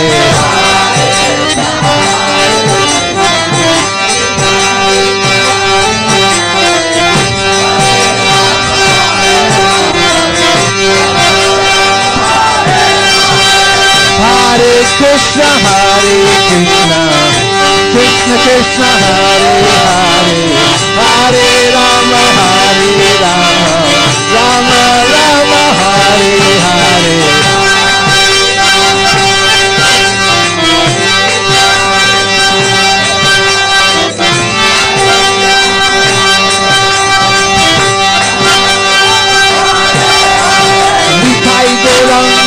Nitai Gauranga, Nitai Gauranga, Nitai Gauranga, Nitai Gauranga. Jai Sachinandana, Jai Sachinandana. Hey, Jai Sachinandana, Gaura Hari. Hey, hey, Gaura Hari, Gaura Hari. Gaura Hari, Gaura Hari. Hey, Gaura Hari, Gaura Hari. Gaura Hari, Gaura Hari. Hey, Hare Krishna, Krishna Krishna, Hare Hare, Hare Ram, Rama Rama, Hare Hare.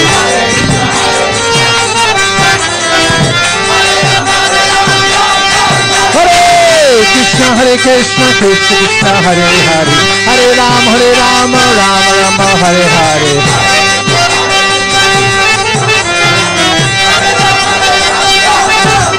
Hare Krishna, Krishna Krishna, Hare Hare, Hare Ram, Ram Ram, Hare Hare.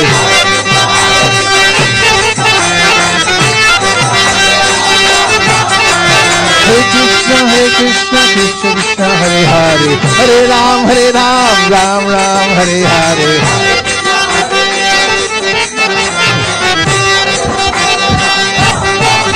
Hare Krishna, Krishna Krishna, Hare Hare, Hare Ram, Ram Ram, Hare Hare.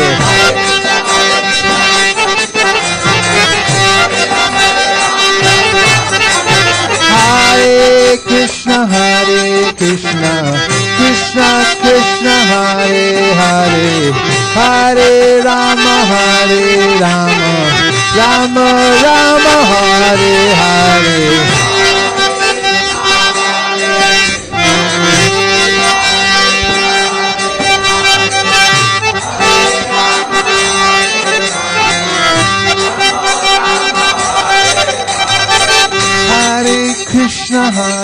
Krishna, Krishna Krishna, Hare Hare, Hare Rama, Rama Rama, Hare Hare.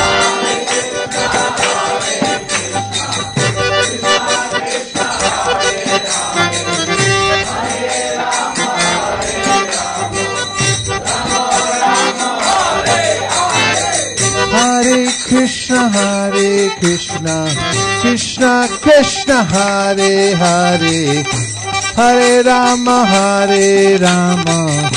Rama Rama, Hare Hare.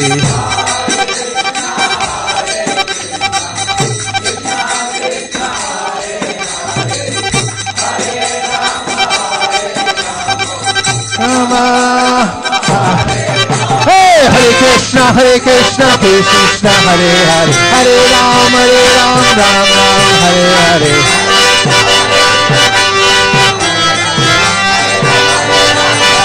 Hare Krishna, Krishna Krishna, Hare Hare, Hare Ram, Ram Ram, Hare Hare. Hare Krishna, Krishna Krishna, Hare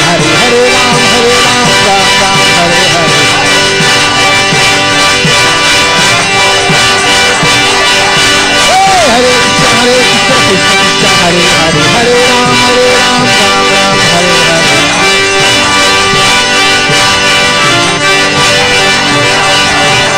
Hare Krishna, Krishna Krishna, Hare Hare, Hare Rama, Rama Rama, Hare Hare.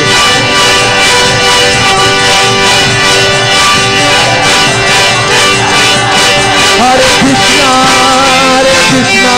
Krishna Krishna, Hare Hare, Hare Rama, Rama Rama, Hare Hare.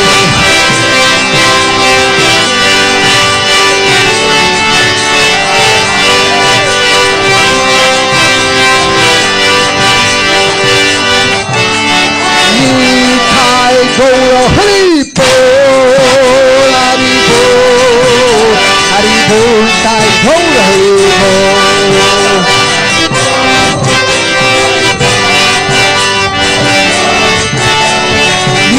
Sai Gaura Hari Bol, Hari Bol, Hari Bol, Sai Gaura Hari Bol.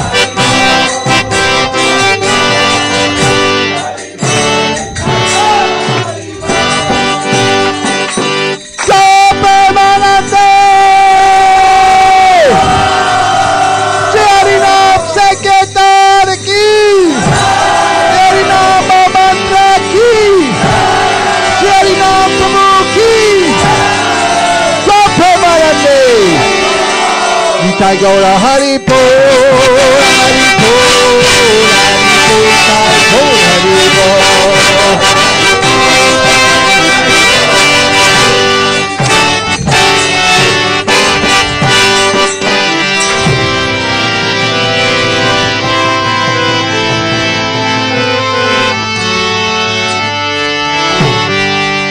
Jayam Vishnupad Paramahamsa Parivradikacharya Stotarishta Shishimad Abhay Charana Ravinda Bhaktivedanta Swami Maharaj Srila Prabhupada Ki Jayam Vishnupad Paramahamsa Parivradikacharya Stotarishta Shishimad Srila Bhakti Siddhanta Saraswati Goswami Maharaj Ki Ananta Gaudiya Vaishnavinda Ki Namacharya Srila Haridas Thakur Ki Prem Sakaho Shri Krishna Chaitanya Prabhu Nityananda Sri Advaita Gadadhar Shivasati Gopakta Ki Sri Sri Radha Krishna Gopina Sham Kund Radhakund Giri Govardhan Ki Sri Vrindavan Dham Ki Sri Mayapur Navadvitam Ki Sri Jagannath Puri Ki New Jagannath Puri Ki Tulsi Devi Bhakti Devi Ki Jamuna Devi Ganga Devi Ki Samaveta Bhakta Vrinda Ki.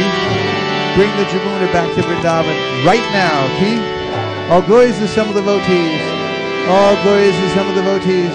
All glories to some of the devotees. Go Premanande!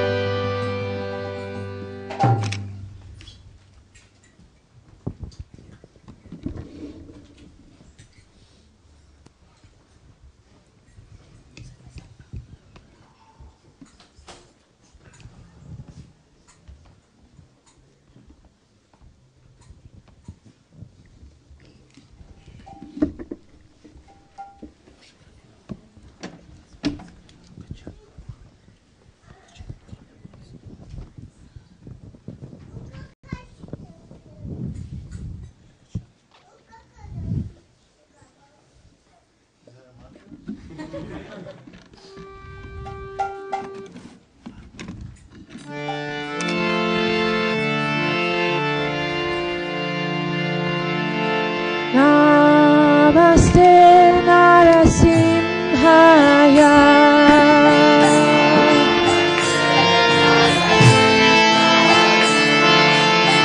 Namaste Narasimhaya.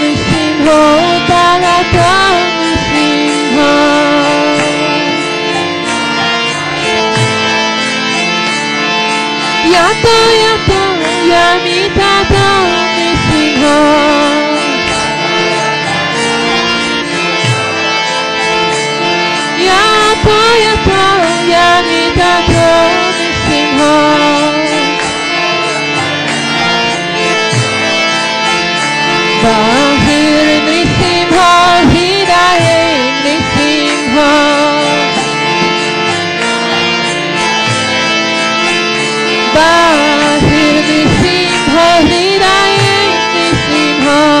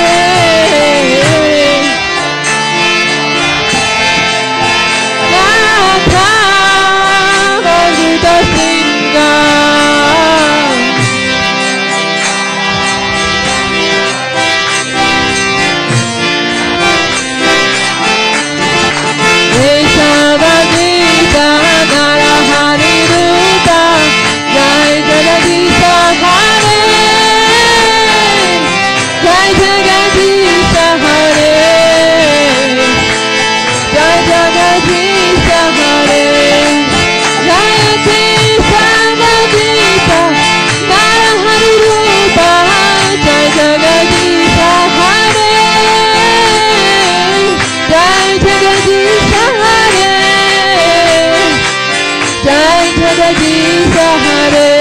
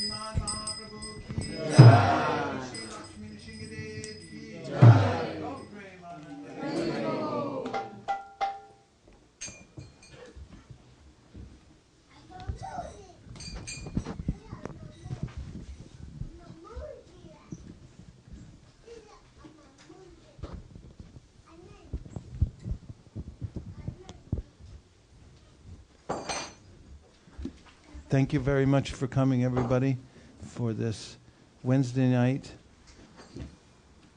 extravaganza, hearing and chanting and seeing the Lord and chanting Hare Krishna. This is the best use of time. Human life is very short, but in just a short lifetime, one can attain complete success by continuing throughout the various stages of life to remain close to Krishna through the Srimad Bhagavatam, Bhagavad Gita, the holy names, association with devotees, Krishna Prasadam, what else?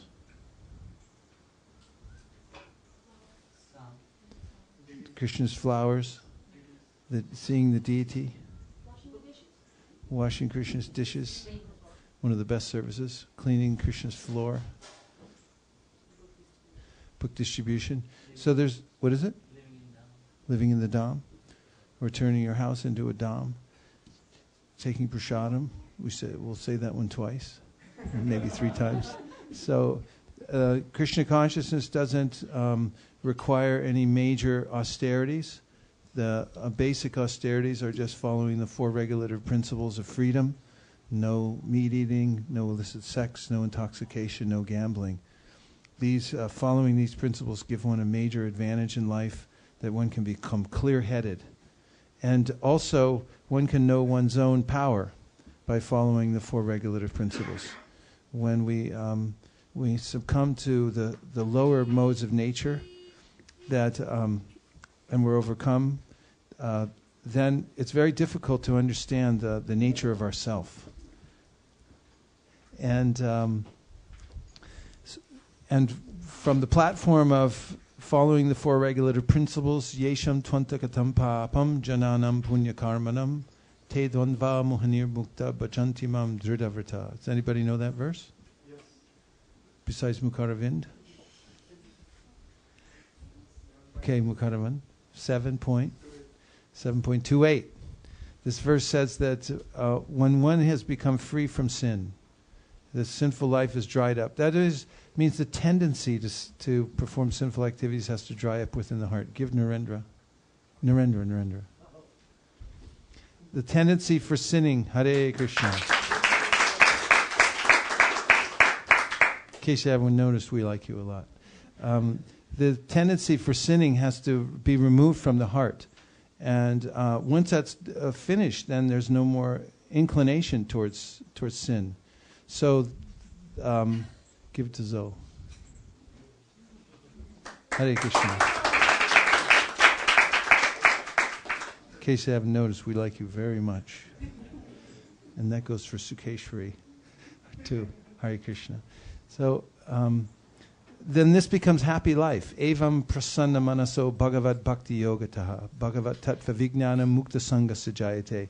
When one's sinless and is able to practice steadily the process of devotional service, and then comes to know scientifically that Krishna exists, then all the waking hours of the day, one's engaged in devotional service, and even sleeping at night becomes an engagement in thinking about arranging service for Krishna. It's actually an awakened life. We can wake up to our spiritual life even while we're living in this life. Otherwise, sleeping life is more of it's a nightmare. It's full of anxiety and fear. And the Brahmabhuta platform, the spiritual life, which means the beginning of positive engagement, of freedom in serving Krishna, is a life of wonderment at every second. And one accepts the greatest challenges and responsibilities for pushing on the Krishna consciousness movement, and that keeps us engaged 24 hours a day, and life goes by like that, just like that. And the next destination is back to home, back to Godhead, because this is a big old ship.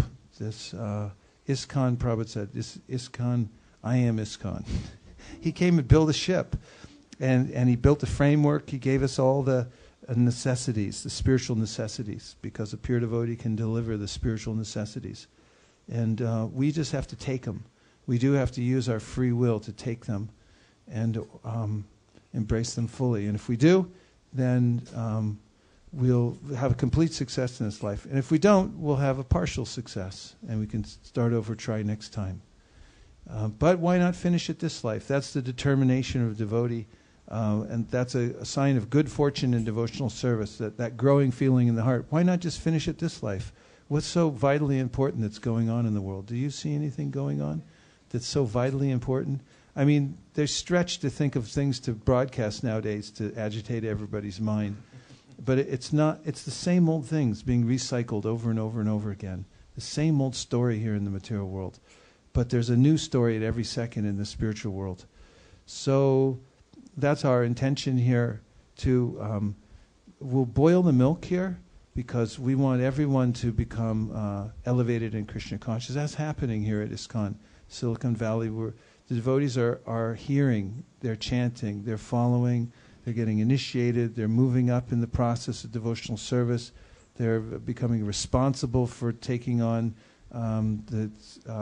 spreading the Sankirtan movement and so on and so forth. This means a life of pure dedication, which leads to pure devotion, which leads to going back home, back to Godhead. Why not? You have to be dedicated somewhere. You have to engage your senses in something. Why not in spreading the Krishna consciousness movement? It's so blissful. The chanting of Hare Krishna, to facilitate that all over the world so people can hear it. They just become happy. It's a blissful process where our people become joyful to come together and chant Hare Krishna. 16 words, 32 syllables. And you can say them over and over again in different patterns, different melodies. And those are the best of all words, the best of all syllables. And the combination, that mantra, brings one to the stage of seeing Krishna directly, just through the Maha Mantra. It's such a powerful thing. So a momentous occasion here on Wednesday night. We've come together, we've chanted, we've heard. And now we're going to take prasadam. And we've concealed the identities of the cooks very carefully all day, but we're about to reveal their identities. Mukharavind, who are the cooks? It was Yashoda Kumar. A few people know about it, huh? Yashoda Kumar and Nitya Navina. Let's give them a hand. Ramananda Prabhu, are you here? Or is one of the ISV players here? Hari Sankirtan is here. 3 people. You'll allow 3 people tonight to help with the process. I just heard today something about how it's not very crowded on the road when you drive the extra mile. And one of the ways to get ahead in anything is to go the extra mile. For whatever project you're doing, if you're the one who goes the extra mile, it's not very crowded on that road. Most people don't go the extra mile. So I always see this special cleaning services, the devotees who do the extra mile. You see it all over the world. At every temple and organization, there's somebody who does the extra mile. So it's a narrow road. So if anybody'd like to help, Hari Sankirtan Prabhu will accept 3 volunteers to help out afterwards. Lavanya, Hare Krishna. Very good. Thank you. 2. Anyone else? Okay. Thank you very much, Dimitri. Hare Krishna. Any other announcement? Yes. You have a question? Okay. I have 2 questions. You better put it in the microphone.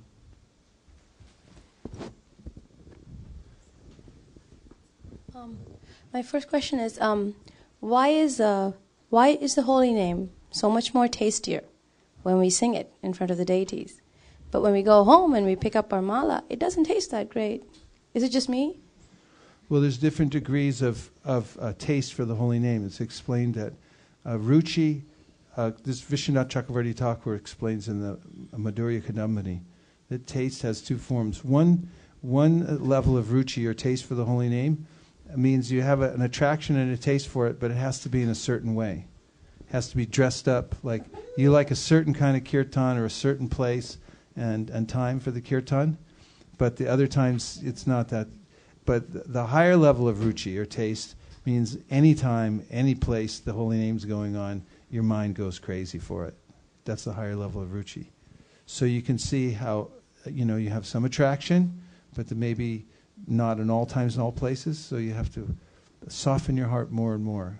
And then your heart will just melt whenever you hear the holy name, in any circumstance.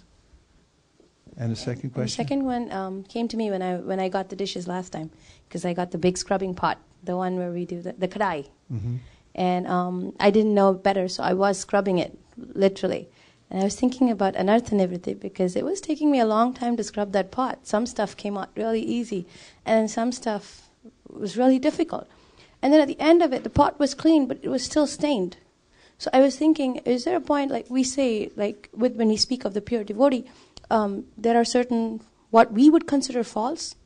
They're just like the shapes on the moon, the craters on the moon. They add to the quality of the devotee. Is that how it'll be? That some anarthas just don't go away? Or is it, or the anarthas themselves change?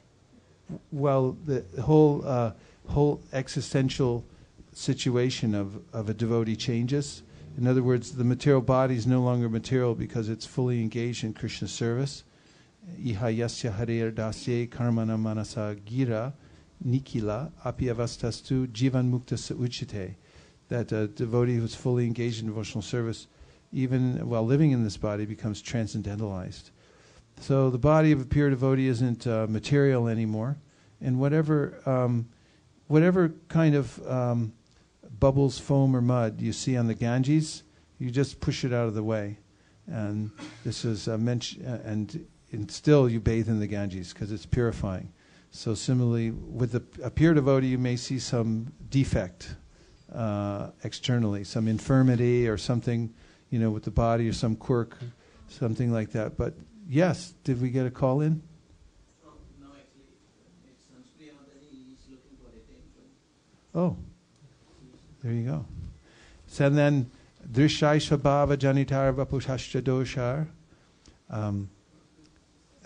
Drishai Swabhava Janitar Vapushashtra Doshar. Anyway, that shloka is not coming to me. But it says in the Nectar of Instruction that that these so-called imperfections are not considered in the body of a pure devotee. Okay, yes? One last thing? Anyone? Okay, yes. I just wanted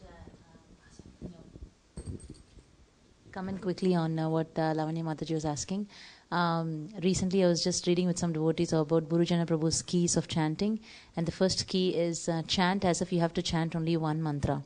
That is Hare Krishna, Krishna Krishna, Hare Hare, Hare Rama, Rama Rama, Hare Hare. Don't think about that you have to chant so many rounds or 16, so many times in one round. So that has improved my chanting 100%, because I'm trying my best to just think about that particular mantra. So that automatically I used to feel that, oh my gosh, if I take 2 hours to chant, then how will I finish up everything else, that I have to do, because I used to always getting my number done. But now, even though I take 2 hours to chant, I have so much more time to finish up other things. So I just want to share that. Nice. Thank you. I wanted to also mention that Nirkula told me that one devotee in Mayapur said she was walking home. Normally, Mayapur is a very safe place, and you have to keep that microphone away from that speaker, otherwise it gets reverb. Then she was coming home, and she saw 3 dogs were in the bush, and they were gnawing on something. I don't know, some animal or something had died. And as she was walking by, she looked at them, and they looked at her, and then they started chasing after her. So they're barking. And she was alone, and she was walking back towards the gate, the main gate of the Mayapur place. And so as they came slowly after her, she started speeding up. As she sped up, they sped up. And then they came closer and closer, and they were barking and barking. And just as she was getting close to the gate, and she started screaming out, Hare Krishna, Krishna Krishna, Hare Hare.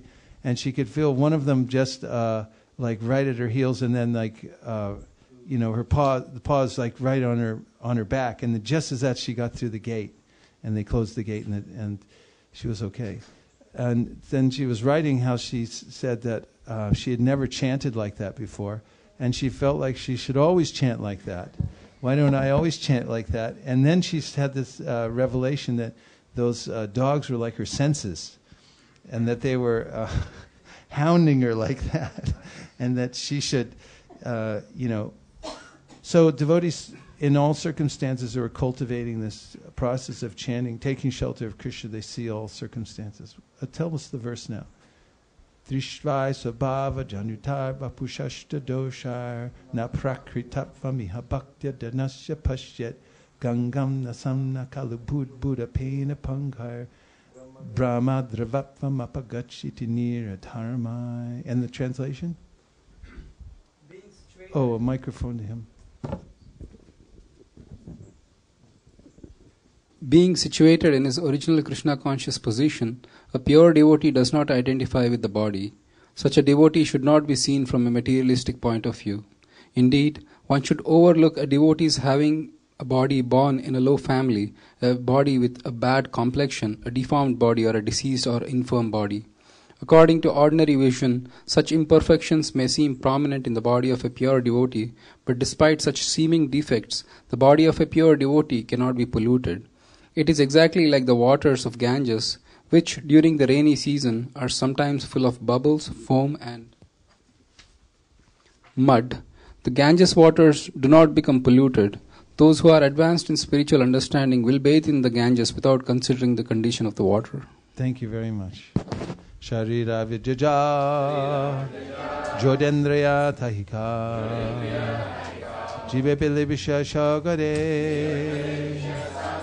Karma Jai Jivayati Labamai Sadurmati Takijita Kijina Shangshare Krishna Boradoyamoy Kuribare Jihajar Shaprasarana Dilobai Shayan Amritapao Radha Krishna Gunaga Premi Dako Chaitanya Nita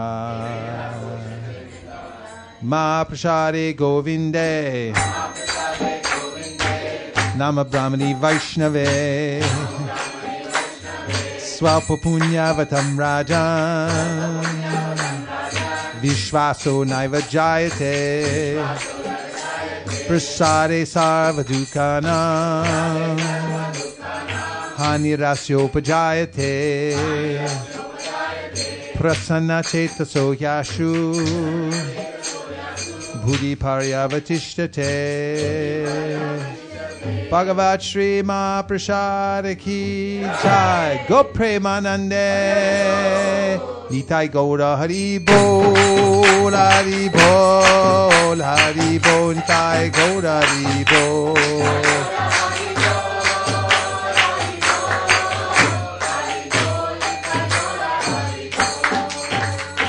Let's hear it for our Kartar players, Charlene and Stacy. Haribol. Please come take prasadam. Hare Krishna. So we're going to have prasadam in this very room, I think, tonight. Right? Okay. Hare Krishna. We'll see everybody on Saturday morning.